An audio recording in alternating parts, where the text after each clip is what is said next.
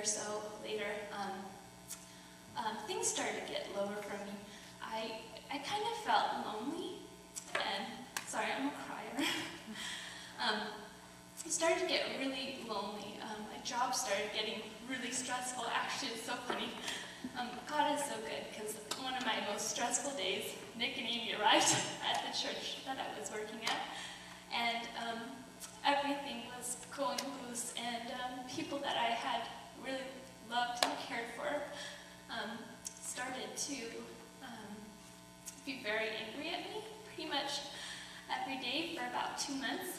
You know, I had top leaders that would pull me aside and get really angry and throw comments every day at work, and I just really didn't understand what was going on. You know, coming up from such a great family-loving background, you know, it's like, how is this happening? I've never had this happen before.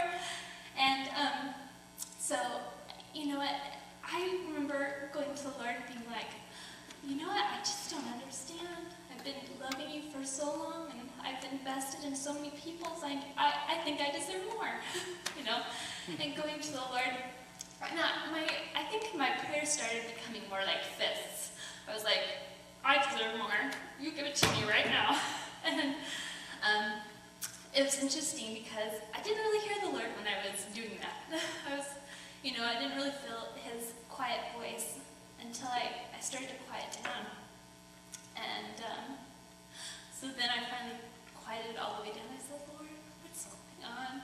Why are you letting this happen? Why do I feel so alone and kind of betrayed? And I said, Lord, what are you doing? And I remember he gave me a beautiful picture.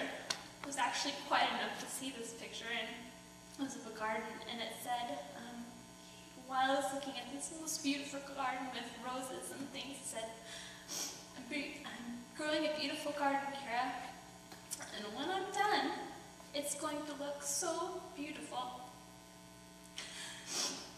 And I knew that the garden that he was referring to was me, because the verse that I realized he was talking about was, I'm the vine and my Father is the gardener. He's a good gardener too.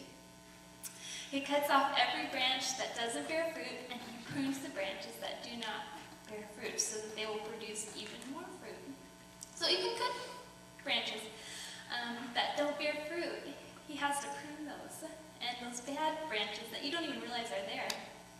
And you see, some of those bad branches that I have, I think, were people-pleasing. I felt like I could get around really well because it seemed like I could please everybody, and that was really easy to do, it seemed like. And so God kind of, I think, allowed that to be taken away from me, to be like, where is your true confidence in? Who are you really trying to please? Are you trying to please me?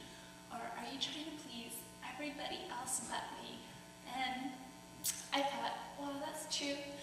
And I would have to say the other main thing that God has really taught me and helped me to grow through that experience is just the meaning of trust.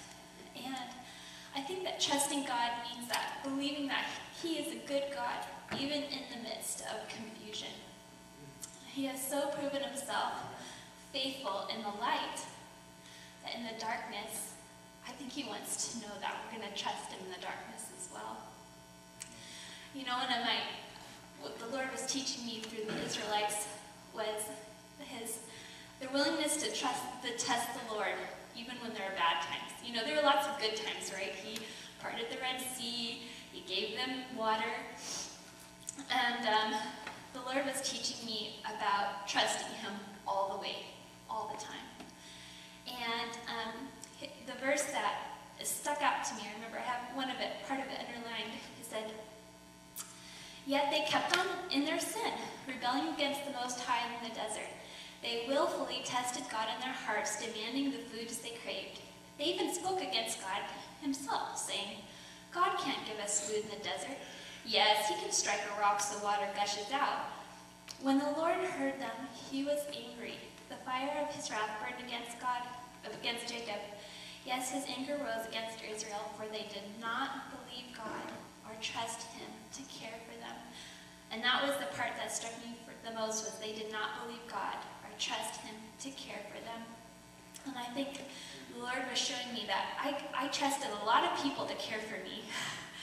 But did I trust God? You know, they had some hard times in the wilderness, but they needed to remember all the provision for all of those times, you know, for all, you know, that he had done, to remember that even in the hard times, that God is a good God and God is faithful.